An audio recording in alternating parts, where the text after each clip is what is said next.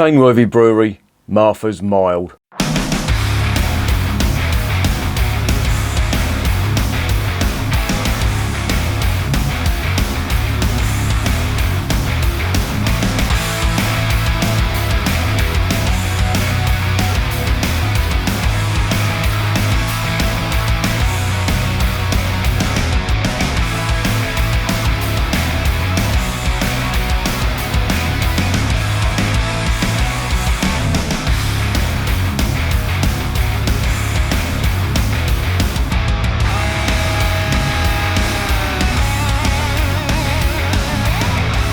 And remember, life is too short to be drinking shitty beer.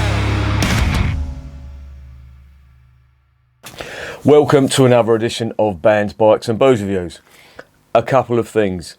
I've been fucking about today. The missus has gone off on a hen do. It's the daughter's hen do, so I've been in the house on my own and I've been down the studio. I was mucking about trying to get camera set up and a mic set up, and honestly it was like a fucking Tommy Cooper sketch. And then there was a hum, there's an earth somewhere, either in the extension lead I was using or one of the guitar leads that I was using. I was trying to set it up to do a guitar review and it was fucking terrible. I had an absolute nightmare, and in the end I gave up. But there was one good thing that came out of here. You should be seeing this in 4K. Now I sort of put the brakes on doing 4K because it does take a long time to upload, a long time to process when I'm editing these videos, and that's the reason why I've not bothered. But I've been looking at a few of the videos lately and the quality is pretty grainy, so hopefully this will be better quality. If it's not, it means I've fucked up massively. The video's going out anyway because I've only got one bottle of this Martha's Mild. And Martha's Mild is a little bit different. It's a mild, yes, of course, but it's a little bit stronger. It's 5.3 ABV. Now, I picked this up in Devon. When me and the missus went to Oakhampton, there was a shop that was selling just Devon produce, and she popped in there to get some stuff called hominy pie, which is like a cheese, cabbage and potato pie. It don't sound too appetising, but believe me, it is fucking lovely. And she went in there and I noticed they had a beer section and it was full of Devon ales, and I thought, I am fucking having some of that. There was a lot of cider there, but there was quite a few beers there as well. Now, I've tried and reviewed some of them on the channel, and the general synopsis is they're pretty favourable. I think they do better beer in Devon than they do in Cornwall. This one is unusual. It's a mild, and as I say, it's 5.3%, and it's been brewed since 2002 by the owners of the brewery for a number of reasons. They wanted to commemorate the birth of their daughter, who was born in 2002. But also, there was a Black Country brewer who brewed a strong mild called, I think it was Sarah Hughes's Mild or something like that. They also did a Ruby, which was supposed to be really good as well. But they wanted to copy something like what they did. And the ingredients on it look interesting. I'll get onto them in the next section. But they were trying to emulate that because they really did enjoy that mild that was brewed. And that mild that was brewed up in the Midlands was 6%. So it sort of goes against what mild is. My opinion of mild, and of course mild is an old English drink that was very, very popular in the sort of late 50s, 60s and 70s, but it fell out of favour. I'll get onto why it did in a bit. But mild should be, I wouldn't say a weak-bodied, but not very full-bodied beer. Flavours are somewhat subdued and the ABV is light. Now that sounds like hell, doesn't it?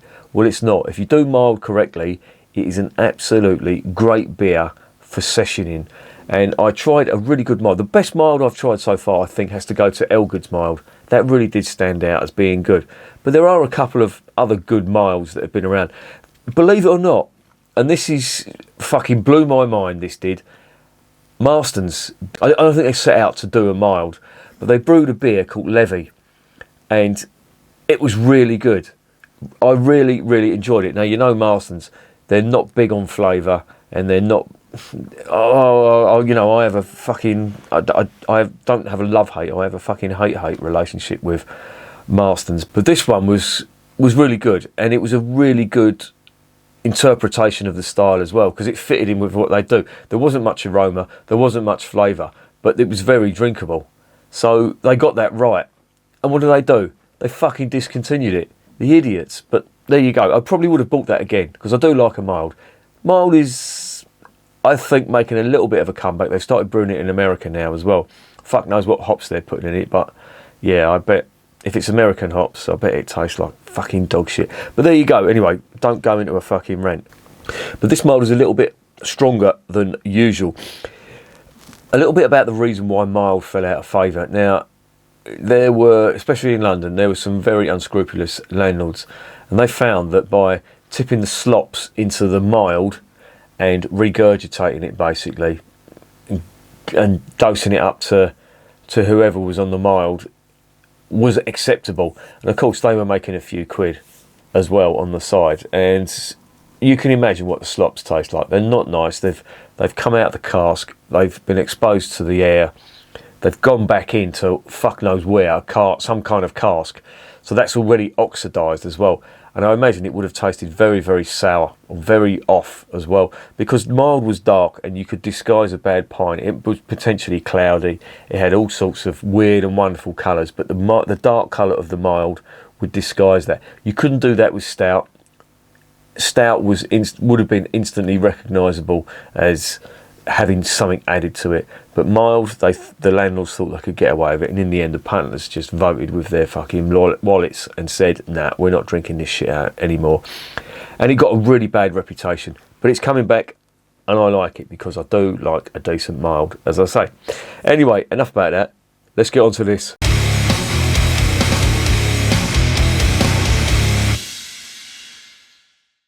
Right, this is a 5.3% ABV beer. It's in a 500ml bottle. On the back it says truly British, and there is a reason for that. I'll get onto that in a bit. But it says, what's in a name? This ale has been brewed to celebrate the birth of our third child, a girl called Martha.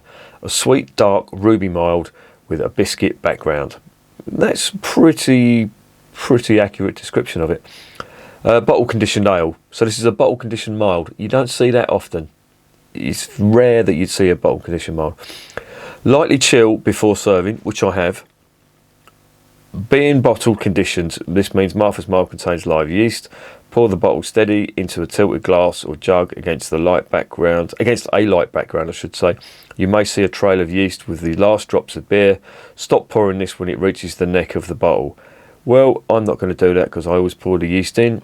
That is something I've carried over from Belgian and German beer, and I am damned if I'm going to stop drinking it that way for British beer. What was I going to say? Yeah, truly British. It's got a little Union flag on the back, and it contains locally sourced malt, hops that have come from a farm in Herefordshire, which again, as I mentioned previously on the Butty Back review, Herefordshire has a great heritage of hop growing, just like Kent, just like Worcestershire. So that's where they've got the hops in them. They don't say what hops are in there, but the bitterness on mild usually, and it's subtle, it usually comes from roasted malt, and it usually comes from some kind of single hop usually. But there's three types of malt in here, and this is locally sourced malt. You have amber malt, pale malt, which I imagine is the base malt, and you've also got chocolate malt on here as well. And it did mention some maltings on here where they've got, does it say it on here? No, I thought it would give the name of the maltings that they use. Oh well, not to worry. This one, an award as well, a CAMRA award, and it's got a little stamp on the back that says, CAMRA says this is a real ale. And yeah, looks slightly interesting. Let's get it open and let's see what's going on.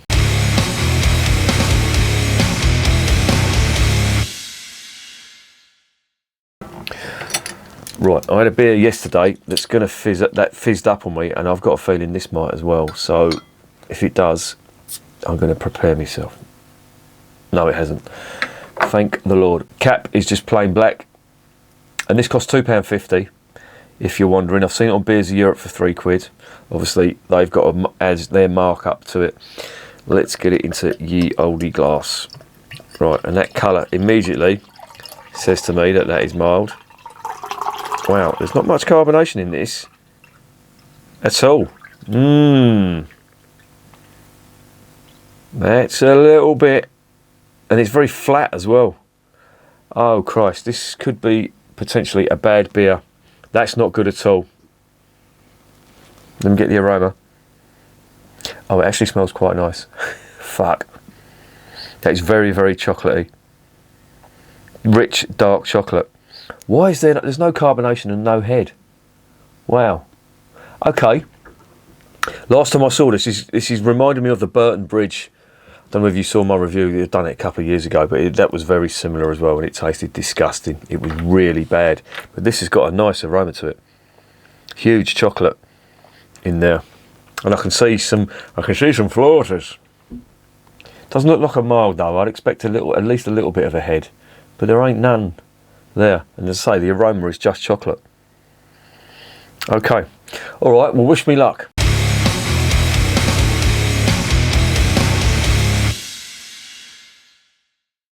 You good health.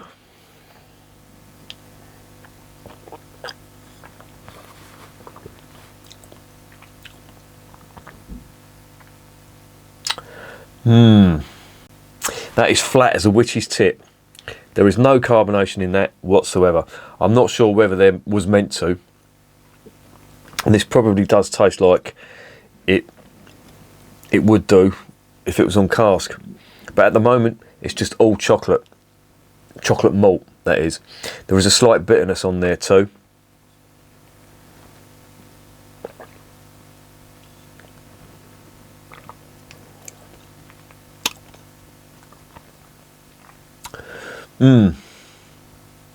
That's weird. It is nice. There's no nasties in there. So that's not off. I'm wondering, because all the molds I've had before from a bottle have had carbon dioxide in there. I'm wondering whether they were banking on the yeast in there, giving it a little bit of carbonation, but the yeast don't produce that much carbonation to give it the usual carbon dioxide content of a bottled beer. But wow.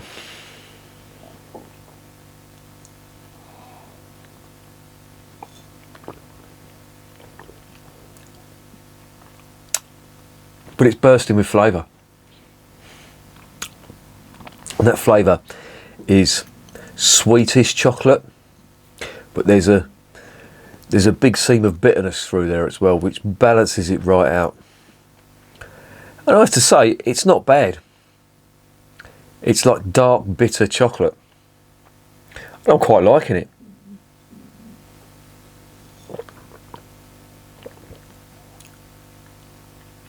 And this is chilled, and it does taste quite good chilled.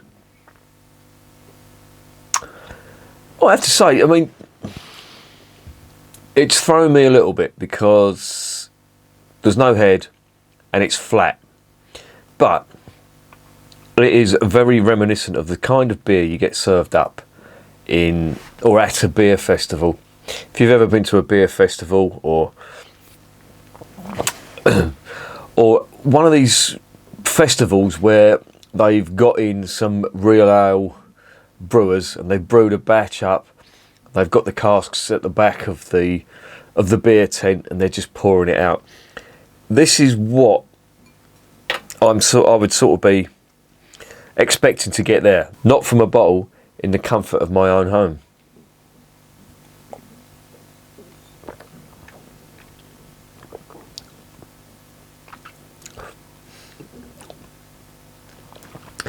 And it is nice. It's quite a full-bodied mild. Mild usually doesn't have that full-bodied feel to it that this has got. It's normally a lot weaker, but this is nice, and it's got quite bold flavours. So if you can imagine a mild on steroids, that's basically what you've got here. And I'd have to say, it is not bad at all.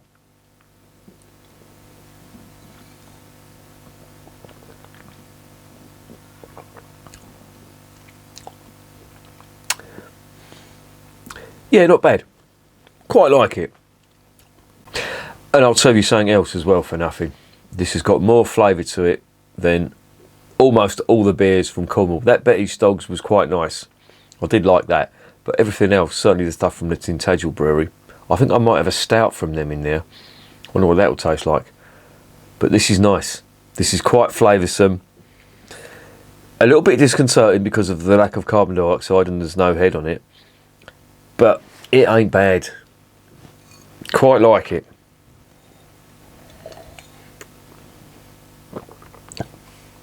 That's just chocolate malt. A little bit of roasted malt bitterness. Full bodied. Nice smooth mouthfeel. Well, it is smooth. There is actually no carbon dioxide in there whatsoever. And it ain't a bad go at a mild, to be fair. It's like a mild on steroids, if you can imagine that. And that ain't bad.